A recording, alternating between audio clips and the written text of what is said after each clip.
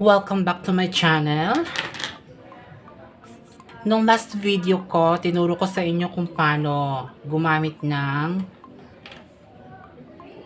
hammer foot. Ngayon, ituturo ko naman sa inyo kung paano gamitin ang shearing foot. May dalawa tayong klase ng shearing foot. Isa yung ganito. Ayan. Ganyan yung isa.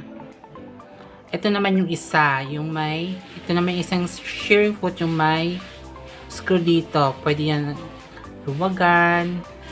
Yan. Pwede may paanohin.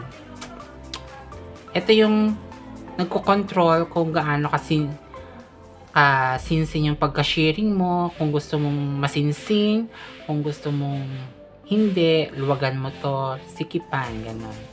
So, tuturo ko na sa inyo ngayon kung paano mag-shearing.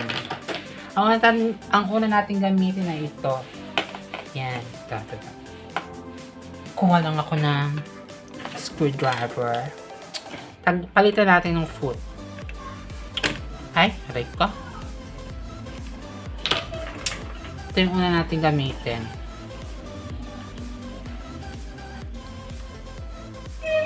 Okay, let's try. Ito naman ang aking witaso. Gina cloth. Gina cloth ito. Si Ate Gina. Chos. Okay, let's start kung paano mag-shearing. Okay. Pag walang shearing, yan. Ayan, may shearing siya. Yan, mabilis lang.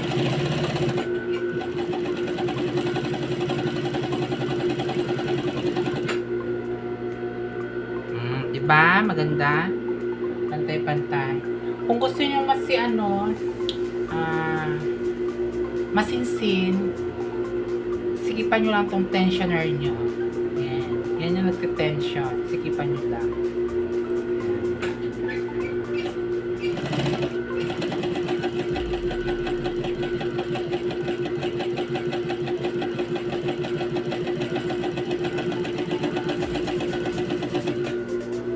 See? Diba?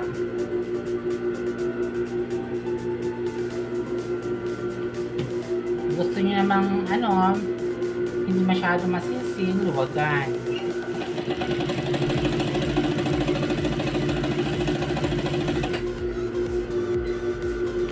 Yan, ganyan lang kadali.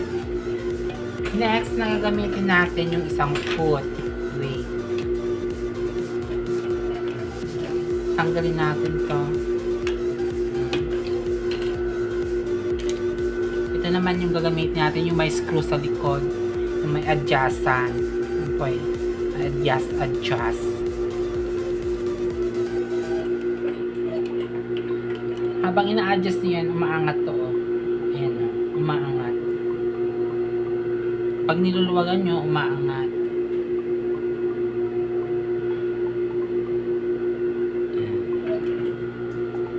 Sa kabila.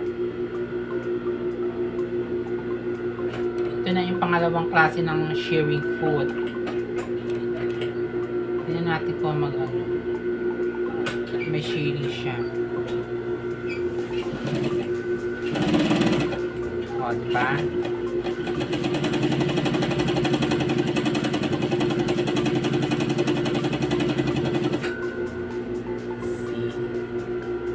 Ito lang natin.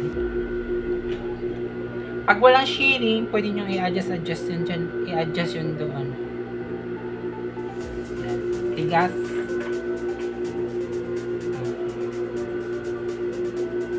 Yan. Kung gusto nyo shearing, luwagan nyo. Kung gusto nyo maganda yung pagka-shearing.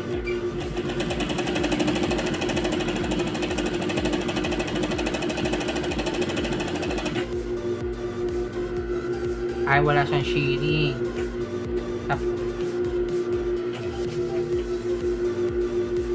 Pag gusto nyo maraming shearing,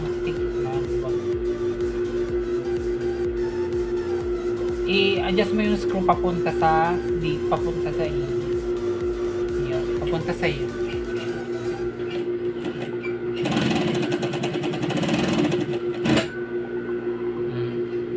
Wala pa talaga, i-adjust mo pa. Ayan. Hanggang sa makuha mo yung maganda, yung ano mo, gusto na ang pagka-shirring.